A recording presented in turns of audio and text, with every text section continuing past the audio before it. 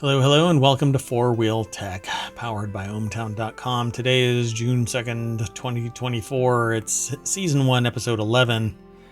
I am Mayor Watt, and above me is the sentient AI from the future. Good evening, Hometown citizens. Welcome to Four Wheel Tech.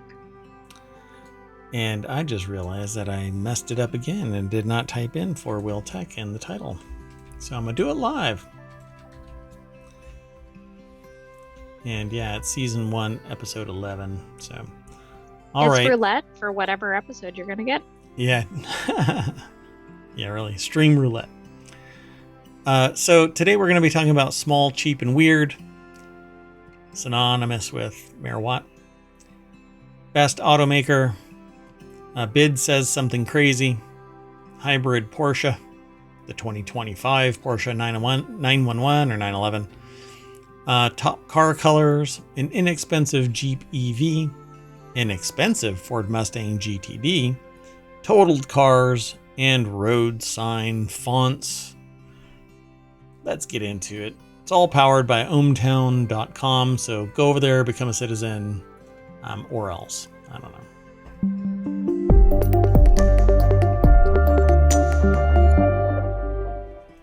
Hello again, we're on the other side of the intro, yay! So we've got these 10 articles, but before I get into it, if you go over to ohmtown at any time, you should be able to just type in ! show notes, and that will give you all of the commands that are necessary for you to pull up the show notes for individual shows. This particular show is Four Wheel Tech, so FWT, and that will give you all of the articles that we are talking about today, except that's not right either. What the heck? I have them backwards today. So let me fix this real quick. I might as well do it live. I did it with the other show. I'll do it with this one too. I don't know what's going on. I mean, it had Tech Today news in there just now, which is... Oh, wow. Does it feel like a Monday? I don't know what it is. It's definitely a Tuesday. Tuesdays are the ones that are always screwy. Yeah, that's probably why things are all messed up, because I put the wrong articles in the wrong syllable. All right. 1 second. Sorry, folks. Okay. So let me fix this VOD real quick because it's going to be broken. So if you type in !pod, it will give you all of the URLs to the podcast. Those have correct show notes. And if you type in FWT, you'll get all of the articles that we're talking about today. So, yeah, they're all there. Well, anyway, the very first article for Four Wheel Tech tonight is Small, Cheap, and Weird, A History of the Microcar. I thought it was going to say the history of Mayor Watt, but European car manufacturers... I'm not sure those are your descriptors. Thanks for the benefit of the doubt. So European car manufacturers are currently tripping over themselves to figure out how personal transport and last mile solutions will look in the years to come. The solutions are always electric, and they're also tiny. What most companies, bar Citroën, Renault, and Fiat, seem to have forgotten is that we've had an answer to this problem all along: the microcar. The microcar is a singular little thing. Its job is to frugally take one person or maybe two where they need to go while taking up as little space as possible. This is the microcar.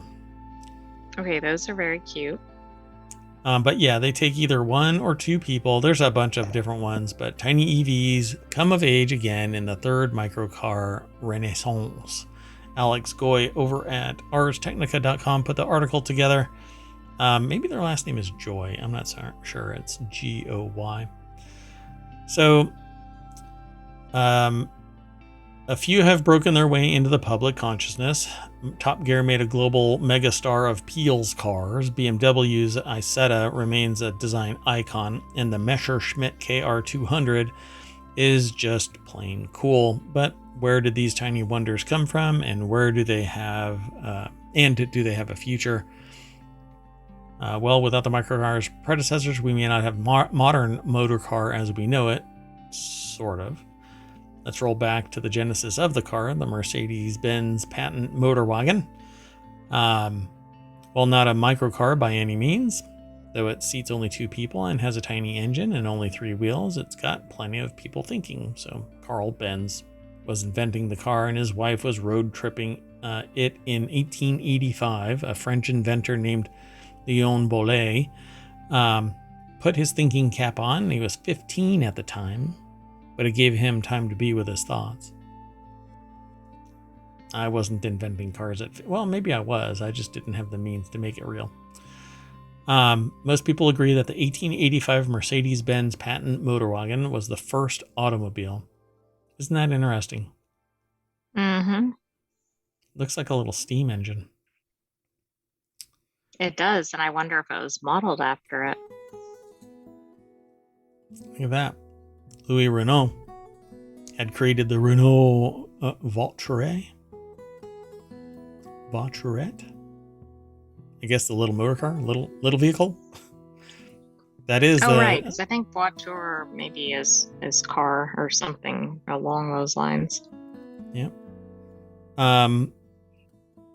So yeah, tiny car, small car, basically.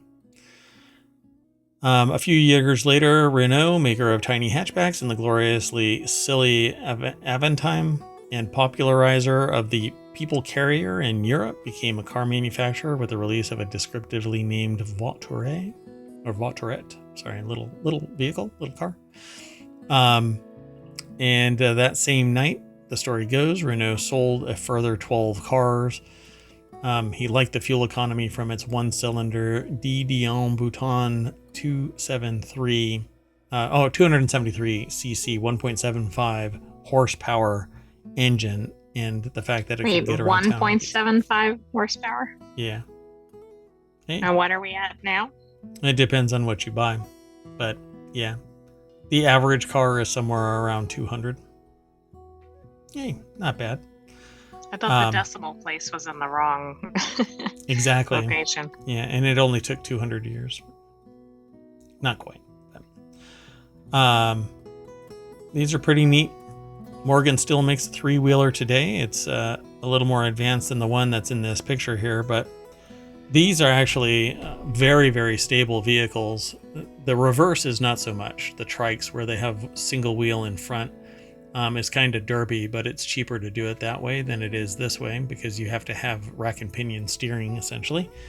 But these are amazingly stable. They're called slingshots today. But it has one big fat wheel in the back, and then 2 regular steering kind of wheels, narrow, thin wheels in the front. And you can take a corner like you're glued to the road. Pretty neat. So to say the cycle car was a hit is something of an understatement. Small manufacturers popped up all over the world to make teeny tiny cars to move the masses gently around the respective countries, and they had twee names like Dudley Bug, only made 100 of them, the Wooler Mule, Izarro, or Cyclonetka. People could move around without getting covered in horse waste, and they weren't charged an arm and a leg for the privilege. Yep, there we go. BMW's Isetta. Pretty cute. I can't describe that for the podcast. It's just this ridiculously tiny car. Yeah, so it's basically the size of I can't even describe it either. It's a 3-wheeled vehicle with bug eyes, but the Isetta is pretty well known in the car enthusiast space. They go into some pretty great detail in this article, and for me to actually do it justice would be a disservice, but the world's smallest car was highlighted in Top Gear, and if I remember right, they flipped it over at one point. Oh no. So the Aixam E Coupe is an electric microcar from France that apparently you can... Go ahead. Well, it's weird. In that picture, we don't really have anything for reference, but it kind of looks like a regular car.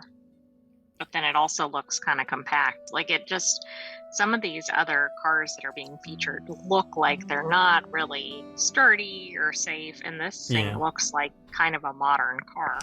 Yeah, I mean, it is a modern car. It just doesn't give any sense of scale, but it looks like it's a 2-passenger coupe. And you wouldn't have anything in the back seat unless you want to really get somebody upset. There might be a little bit of boot room back there, and you just stuff somebody in there. If they're small and flexible, they'll be fine. This car weighs less than 1,000 pounds, 937 to be exact. It can go no faster than 28 miles per hour. Heavy quadricycles also have 4 wheels and can carry a bit more heft. They can weigh up to 992 pounds and 1,323 pounds if they're tiny trucks. We just talked about a tiny truck that is no more. You're not allowed to have it. The Kai trucks? Yeah, the little Kai trucks. We actually talked about this car a while back. The Citroen Ami is still on sale, but let me tell you, in the United States, if you got in a wreck with that, you would probably be found in another zip code. Yeah, think about if you had like an F-150 EV in that. Yeah, don't even want to think about it. Yeah. Pretty cool. So the article is actually titled Small, Cheap, and Weird, A History of the Microcar. I think that microcars will never make it back to the United States in mass. Maybe in Europe because the roads are narrower in the cities, in the old towns and stuff like that. You know, it would be great in Italy. It might be great in the rural areas of everywhere. But here in the States, I think it's pretty precarious at best. You can't do like multi-lane interstates driving at high speeds. 28 miles an hour. Yeah. So let's keep going. Maybe some other articles will be interesting to you if you're new here. The next article is over in 4-Wheel Tech. Which automaker is currently the best in the world? It's kind of interesting. I thought we were going to have an article about otters. Automaker. The automotive industry is inherently competitive, with every manufacturer jockeying with each other in the marketplace. Automakers have to convince potential customers that their vehicles are better than what their rivals are producing. This goes far beyond flashy ad campaigns and bullshit. That's not what the article says, but I'm going to kind of lean into that one. Ryan Eric King over at jalopnik.com put the article together. The deck statement says Cadillac was once the standard of the world. Can anyone claim to be the clear number one today? Go ahead. I don't know who it would be. I mean, it's got to be like a luxury brand if there even is one, but I can't think of just one that stands out. So they actually asked the question of their community. So I don't know if they would be able to. I don't think that they're going to say it in this article. They're asking their community what they think would be. So Cadillac isn't their answer today, but if it is the first automaker that comes to mind when question is brought up, the automaker's tagline, "The standard of the world," was a strong promotional element for most of the brand's history. The motto was inspired by Britain's Royal Automobile Club awarding the D-Word trophy to Cadillac in 1908. And the trophy is given to companies that produce innovations that advance the automobile industry as a whole. Go ahead. I know which one will not be this. What? It won't be Fisker. That's so true. Fisker, I think, is the opposite end of this. Although I love their design. I love a lot of their quality, but then everything that glues it together just falls apart. It's like the execution falls apart. Like it looks nice and it could be good, but yeah, it's kind of crazy. So they talk about it a little bit more, but then they ask their community, please share which automaker you think is currently the best in the world in the comments below. I would love to hear from citizens of ohmTown, send an email to mayor@ohmtown.com and let me know who you think is the best automaker currently in the world. I'm sure somebody's going to say like Ferrari or... Well, yeah, but even that, I don't know. I'm thinking something more basic, like a Volvo or something, but not for innovation, I guess. Yeah. Yeah, I don't know. Volvo has done some design changes to their cars to make them sporty and stuff. They're very safe, Oh, too. very interesting. So it looks like there was a follow-up article to this Okay. in Jalopnik. And what did they say? Well, I'm trying to figure this out. 2 hints. The company has never been... Oh, there was only one American automaker that had any significant support. It was never based in Detroit, and it only builds electric vehicles. But apparently the answers were all over the place, and Japanese manufacturers got a lot of... They're not going to say Tesla. That they're just saying that's the only American... Yeah, that's the only American one that got any... But the construction is crap. But like the Toyota Cybertruck was is on there. Lexus, But innovation-wise, sure. Porsche. Like, there's not one. Yeah. Okay. Honda, so just a bunch, etc. Yeah. I don't know. Toyota, I think, is pretty special for longevity and reliability and retention of value. I mean, okay, let's keep going though. We can't spend all day. Time waits for no one. Chinese Tesla rival BID says its new hybrid cars can go 1,250 miles if you're smoking crack. I mean, sorry, that's not what it says. It says that you should not do while you're driving. Yeah, you shouldn't do it all. But anyway, I guess... I know, we're in 4-wheel tech, so that's why I was talking about driving. The sentient AI is a little bit more liberal, I guess. The article says that it can go 1,250 miles without stopping for gas or charging. The BID seal... You have to pedal it like in the Flintstones? Yes. That's pretty funny. It's insane. I don't know how they could possibly be doing that unless they're saying that it's hybrid, and the gas tank is massive. Right. I mean, that would be the only way this would be possible. Yeah. So BID says that its new hybrid powertrain system can drive 1,250 miles without refueling or recharging. It's nearly twice the range of some rival hybrids in the US. Hybrid popularity has surged as EVs remain expensive and largely unprofitable. So they asked the question, 1,250 miles without stopping to fill up. That's a pipe dream for any car on the market right now, whether it's powered by gas or electricity. But not if the tank is big enough. If the tank is big enough, it can charge that. That's true. American tanks don't hold enough to go that far. Gas tanks. So Graham Rapier put this article together for Business Insider, so they're going to have some nice pictures, I suppose. But it's the BID Seal 6.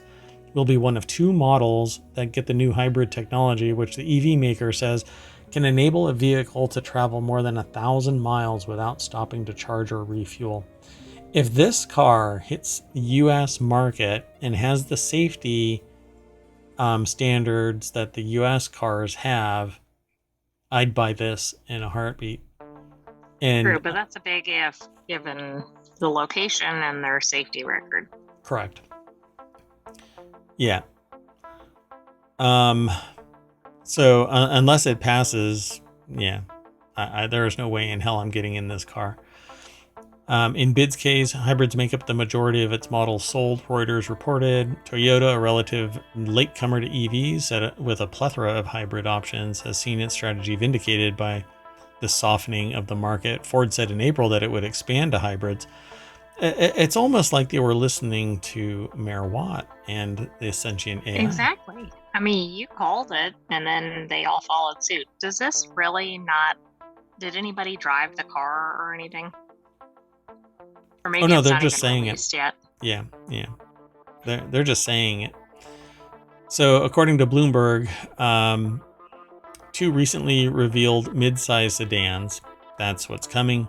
It's the equivalent of about 81 miles per gallon, more than 3 times US fuel efficiency average for model year 2022 cars. It's also 500 miles of range more than the hybrid 2023 Lexus ES gets, which last year topped Kelley Blue Book's list of longest range hybrids. Yeah. I just don't see it.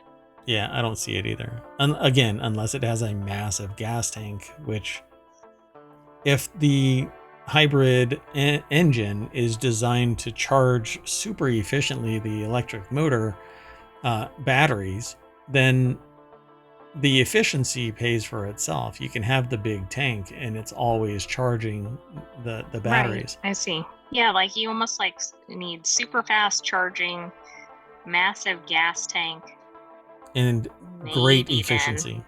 Great Yeah. efficiency in the conversion from the battery to the wheels, because all of the real waste is right there where the rubber hits the road. That's where all the friction is. That's where all the resistance is. I don't know. I'd like to see some data. I'd like to see I'd like to drive it and see, but I'm not getting in this damn car, even a test drive, until it's gone through the transportation, like the safety tests and all that stuff. Yeah, safety tests, where they're going to have to send dozens of cars to get smashed the hell up to see just what happens to the cockpit. If I'm the crumple zone, nobody I know is getting in any of these cars. Let's keep going though. Next article is over in Four Wheel Tech. Porsche has been sort of building hybrids for 125 years. Here's all of them. So let's go on over to Jalopnik. So the brand's love affair with electric power started 5 decades before the company was founded. Bradley Brownell put this article together. There is a slideshow. So when you click this, it takes you to it, and then you have a list. And they run through all of the, all of the hybrids that they've put together. The very first one apparently is this. So this looks like that German one a little bit. Yeah, and I've seen an all-electric car like this from that era. Actually, I think it was earlier, but it was all electric. They had batteries, chemical batteries, that provided power for a little vehicle, but they overheated and exploded and stuff like that, and so it never really took off. Some minor safety issues. Yeah, but these mad scientists back then put all this stuff together, and here we are years and years and years later, and we're still like, oh, how can we do this? Yeah. What have we been doing for the last 120 some years? Taking money out of people's pockets for profit instead of providing a service that betters all of mankind, for crying out loud. I'm sure. Anyway, I don't want to get into it. I'm gonna soapbox, and I don't want a soapbox. Not this late. So let's see, what would be another one? How about the Panamera Turbo S? That's a good looking car, huh? Mm-hmm. I like that. 700 horsepower combined. Monster Machine produces nearly 700 horsepower. If you ever needed to carry 4 adults in luxurious comfort but still click off a 10.9 second quarter mile, this car is for you. And unlike previous generations of the Panamera, it actually looks damn handsome to boot. I agree. You know, that'd be awkward if you're taking your family around the racetrack. Everybody's yelling at the driver to slow down. Yeah, this one doesn't really count. That's a super vehicle. How about the GTS? Oh, look, never mind. It's a stealth car. That's kind of an odd car. Yeah, its crumple zone doesn't exist. So anyway, pretty neat. So Porsche's been around building hybrids for 125 years. You want to keep going? Let's keep going. Sure.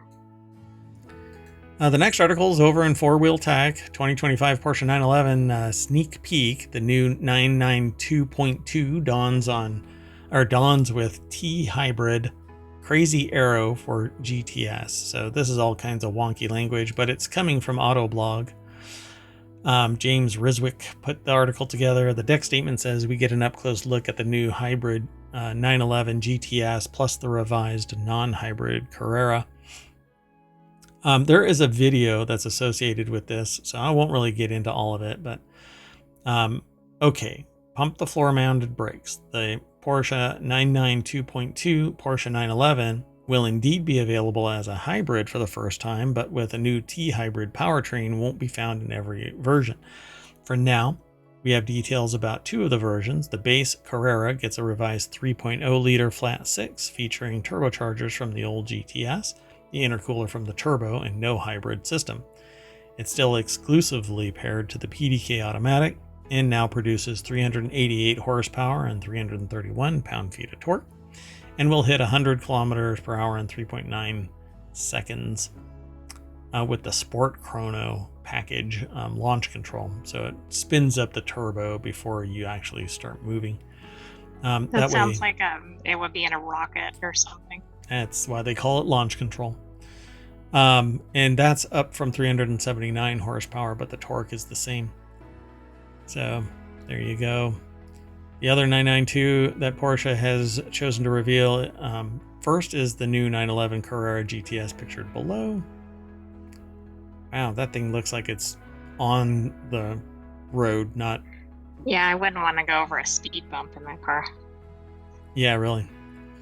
You have to get a new pair of pants because it just skimmed the layer right off of you. So it says, long considered the connoisseur's choice. The one that layers on a chef's selection of performance add-ons to a slightly pumped up Carrera S is the one becoming a hybrid. Yeah, yes.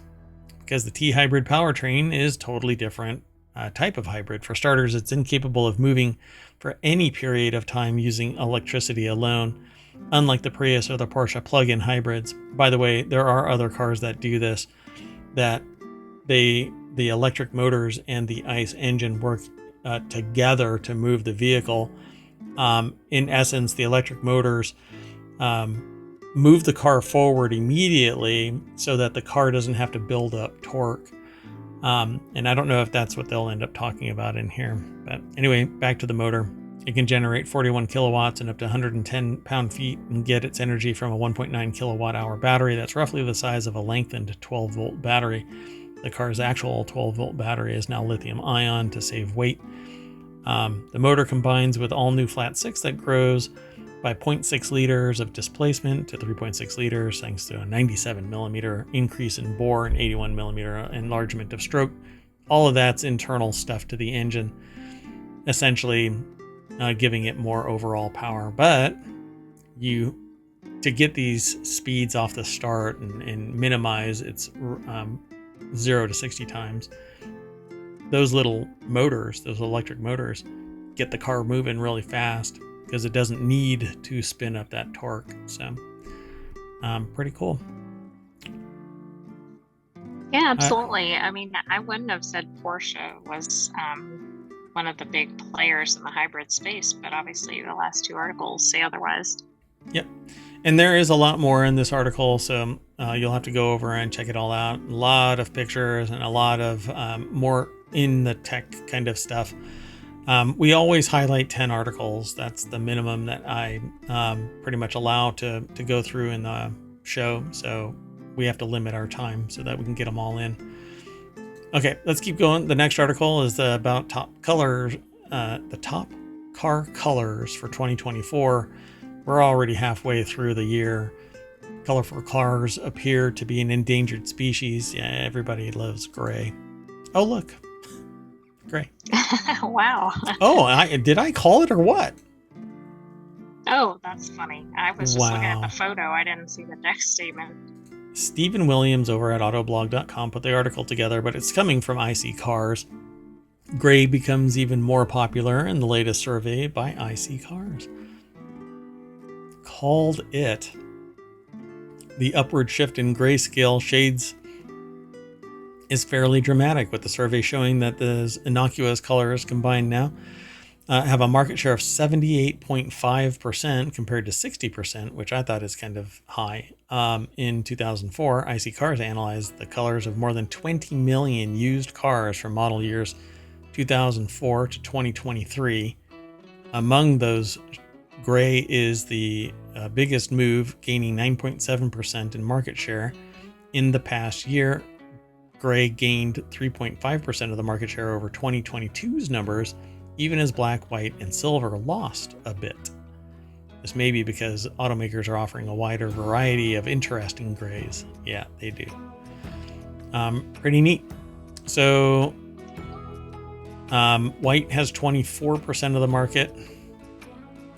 Well, versus no, it has. Oh, yes. I'm sorry. I misread that. Yes. Right? That's correct. Yeah, because they're talking about the growth versus the actual market share. I thought that 2004 said 2024, so I thought it was in the wrong column. Oh, but anyway, right. yes. Yeah. It's a weird copy paste of an Excel spreadsheet. So white has grown over a 20-year period by 101%, from 12 to 24. Gray is at 22.7%. Black is at 21.6%. Blue is at 9.9%, silver 9.4%, and on down it breaks down pretty dramatically. So silver has 9.4, red has 8.2, and then nothing. Everybody else is right 1.2 or lower. Green, orange, beige, yellow, purple, brown, and gold. Gold? The hell? Like yeah. I'm surprised anybody wants a gold car, so maybe that stat makes sense. Negative 98%. It's pretty telling. Isn't that wild? But I wonder some of this, like how much is this is like what the consumers want versus what's in inventory to buy. But yeah, what's allowed. Also eye-opening. Yeah. Well, yeah, it's eye-opening too, because if you plan to sell your car, you might want to consider the color. Because if you're getting a color that somebody doesn't want, it's going to be harder to sell it, assuming you're selling to a consumer. Yeah, just get gray. Let's keep going, though. The next article is over on the Mobile channel. A $25,000 Jeep EV is coming to the U.S. very soon, but it's fully electric, so it's going to shit the bed. Sorry. Stellantis plans to sell a $25,000 fully electric Jeep in the United States very soon to boost sales. But unfortunately, again, not only is it fully electric, i.e. no hybrid, but a Jeep with a range of outbound 125 miles so that I can get to somewhere and then turn around and come back 125 miles because there's no charging station anywhere a Jeep in the United States would go. Right, so now you're not going to get back to your destination and you're going to be stranded somewhere off-road. And it's a Jeep Wrangler. Oh, for crying out loud, tell me it ain't so. This thing will never... What I don't understand is the price. The price is too low compared to other car prices. This car... So automakers are increasingly betting on cheaper electric cars to drive up sales. Well, why suddenly are the cars cheaper? I don't get it. Yeah, why couldn't they have been to begin with? Right. What's going on? Are they made out of paper mache? I might buy one, even though it's an EV, and just drive it around town. If I had a Terminator body. Yeah, that's not going to happen. William Gavin, anyway, we'll talk about it later. William Gavin put the article together. It's over at Quartz. A $25,000 Jeep EV is coming to the United States. If it ain't hybrid, it isn't going to get purchased by Merwat. Tavares, speaking at the Bernstein Investor Conference, which has been mentioned multiple times in today's show, in New York on Wednesday, said the new electric vehicle, would be feasible because the company already sells low-price EVs at a profit in other markets. Really now? He pointed to the Citroën EC3, an electric hatchback that goes for about $25,200 in Europe. Really? So what? Why is it so damn expensive in the United States then? Oh, exactly. There's a lot of money in the system, so you got to get it all.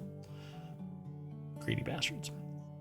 Anyway, EVs in recent months, as high prices remain a barrier to entry for many consumers, several companies, including Ford, Tesla, Volkswagen, aim to put out EVs that cost less than $30,000 over the next few years. In the U.S. last month, the average selling price of a new EV was $55,000, according to Cox Automotive.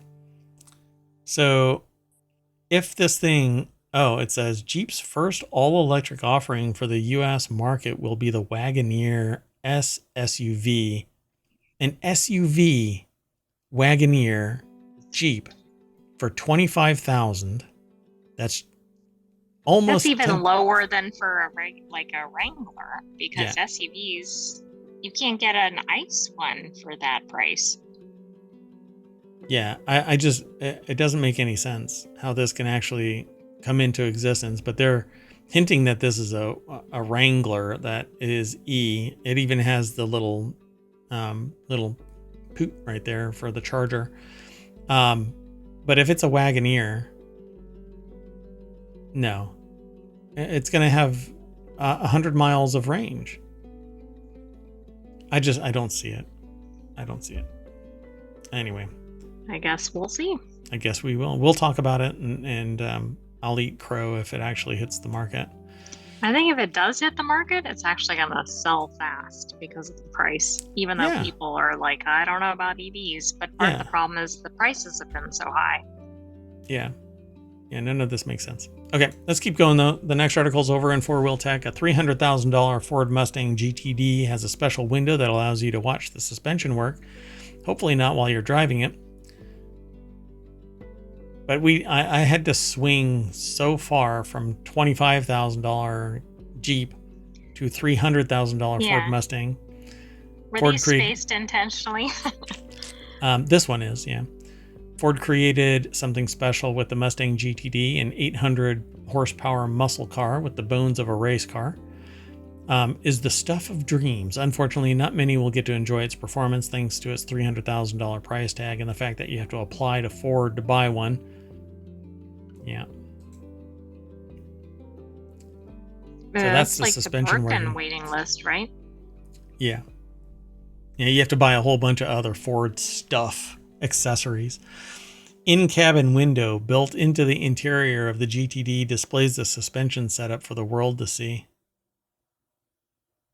I couldn't care less about that. Lawrence Hodge over at jalopnik.com put the article together. I mean, it's cool and all, but I'm not going to pay $300,000 for the benefit of seeing that.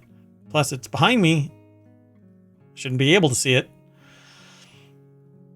Aside from the special stuff like the Monster V8, the entire rear of the car has been dedicated to housing things like the cooling system for the transaxle, a hydraulic control system, and best of all, the semi-active inboard mounted rear suspension.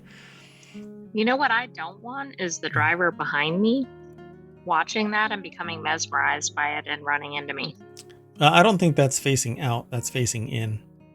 So the passenger is actually, and the driver is driving like that, looking back. Oh, okay. I thought it was from the rear. Got it. Don't be looking at my rear. See, that's the back seat.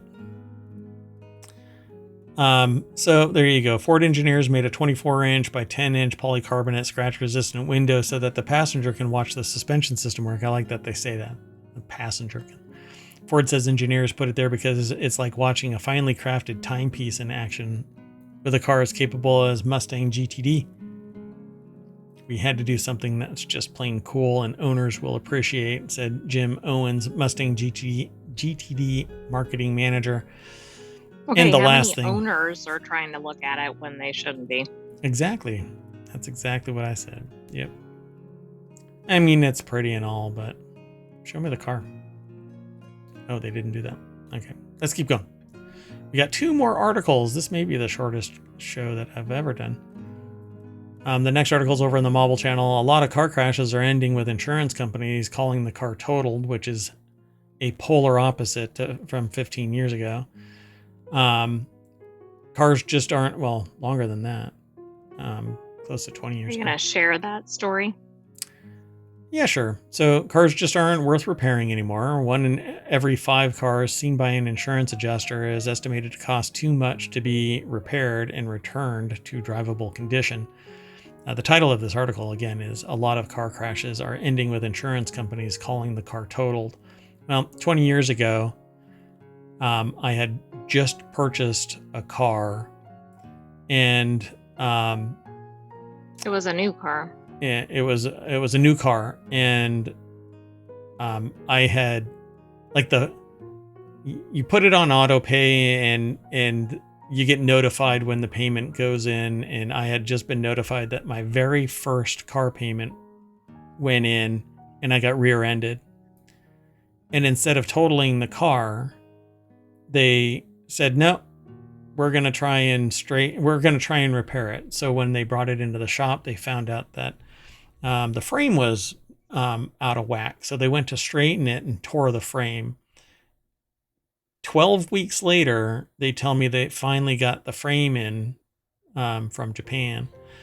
And then 3 weeks later from that, the car is back together and I finally get my car back. The total... What was the percentage, though? Less than 50% is what they said. But that doesn't account for the 18 weeks worth of me not having a car and all of the rental, because they were paying for me to have a rental car. Well, and rebuilding like half the car. Yeah. So or replacing it. Yeah, and they messed up the paint job. So, because you could never get that paint job back exactly, because it's all made in batches. So you never get it back.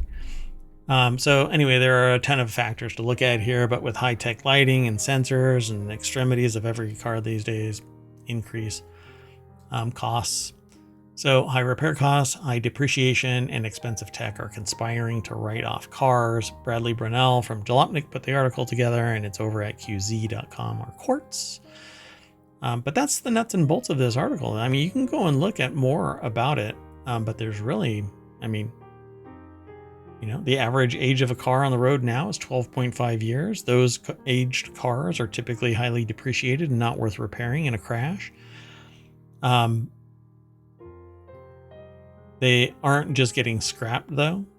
It sounds wasteful, but nowadays wrecks aren't just broken up for scrap metal and parts. Buyers are from emerging markets export, restore, and return totaled vehicles to roads. They can do so profitably because labor costs are lower overseas, which increases the potential vehicle value at auction. So for most of us, especially those of us driving around in a decade-plus old vehicle on a regular basis, a crash that doesn't involve injury is largely just an inconvenience.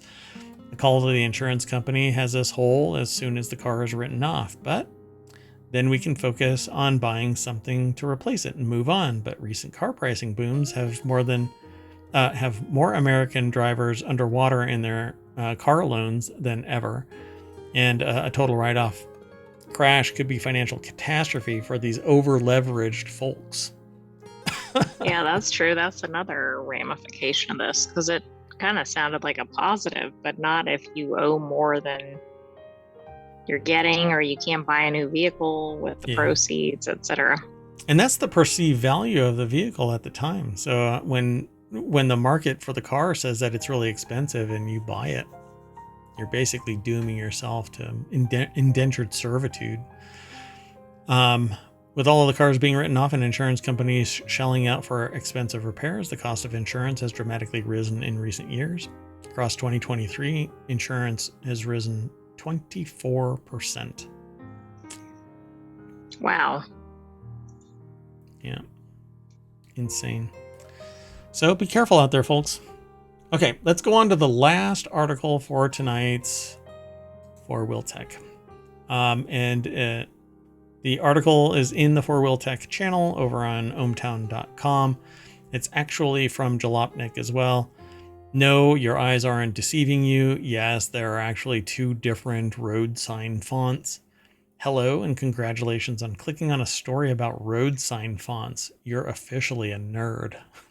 That's what it says in the article. I like this. The best kind, obviously. The only approved typeface used on U.S. road signs between 1956 and 2004 were variations of a font colloquially called Highway Gothic and formerly called Federal Highway Administration something. My aggregator clips just that little bit. Even though they provide more, I manually chop it off. So two approved fonts are vastly similar, but there are a few easy ways to tell them apart. Highway Gothic looks like the bottom one, and Clearview looks like the top one. I guess the kerning on the Clearview one makes it easier to see it, but I like the big bold lettering of Highway Gothic. Yeah, I guess so. I would have actually thought the second one was the newer one, but I guess it's not based Yeah. on what we heard in the snippet. Interesting, right? So it's formally called the Federal Highway Administration, or FHWA, Standard Alphabets for Traffic Control Devices. And in 2004, the FHWA granted interim approval for a new road sign typeface called Clearview, which was optional for states to adopt as they replaced road signs. From 2016 to 2018, they rescinded Clearview's approval, but reapproved it after 2018. So it's still available for states to use on the road side. Why? Okay, so why did some people want to move away from Highway Gothic to as the de facto? As a larger portion of American motorists grew older, complaints began rolling in surrounding the chunkiness of Highway Gothic letters. Aging eyes sometimes had a difficult time deciphering the lack of negative space. It's the kerning. Just like you said. Yeah. When the white gets hit, it exploded. It blooms. Meeker, Don Meeker, an environmental graphic designer and designer of Clearview, who has the air of a scruffy academic, went on to say. He placed two road signs side by side on his couch and shined a flashlight at each in quick succession in the path of the moving beam. The first, a white on black street sign from the early 1900s, remained dark. Its letters became momentarily lighter, but not much brighter.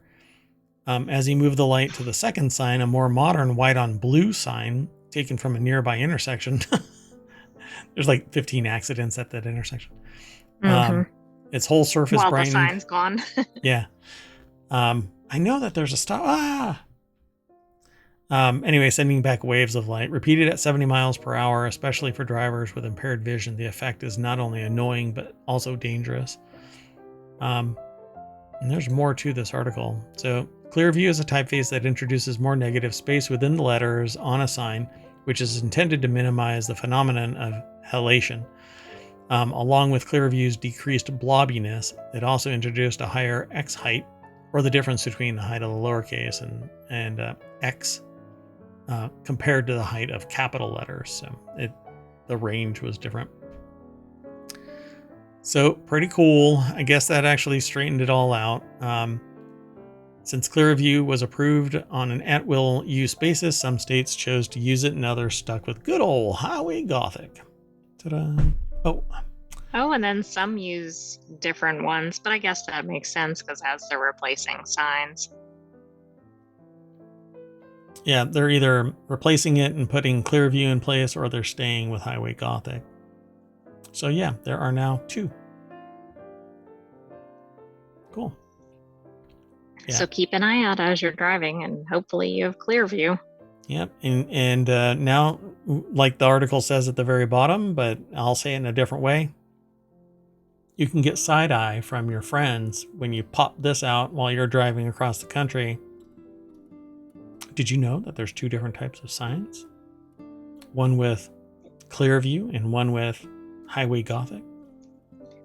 Even more actually go, hey, that's in Clearview font or whatever. There you go. Yeah, put your glasses up. Actually. So we hop in our vehicle and race down Main Street, and we're welcome back to 4-Wheel Tech, and we can mash the little sign that says 4-Wheel Tech, and we might be greeted with some new articles, but looks like the aggregator's taking a nap. That's okay. We're done for tonight. I am Mayor Watt, thanking you for hanging out if you're hanging out in chat, or if you're listening to it via podcast or watching it over on YouTube. That'll come tomorrow morning. I have mayoral duties. And so, thanks. You want to say goodnight? Oh, great AI from on high. Good night, hometown citizens. Thanks for joining us for 4-Wheel Tech. We will see you next week for another episode, but check back tomorrow at 8 p.m. Eastern for a new Hometown Daily. And be sure to follow, because Mayor Watt will probably be streaming tomorrow, as well as the Summer of Stream started 2 days ago, but I haven't been able to stream. So see you in a little bit. Bye-bye.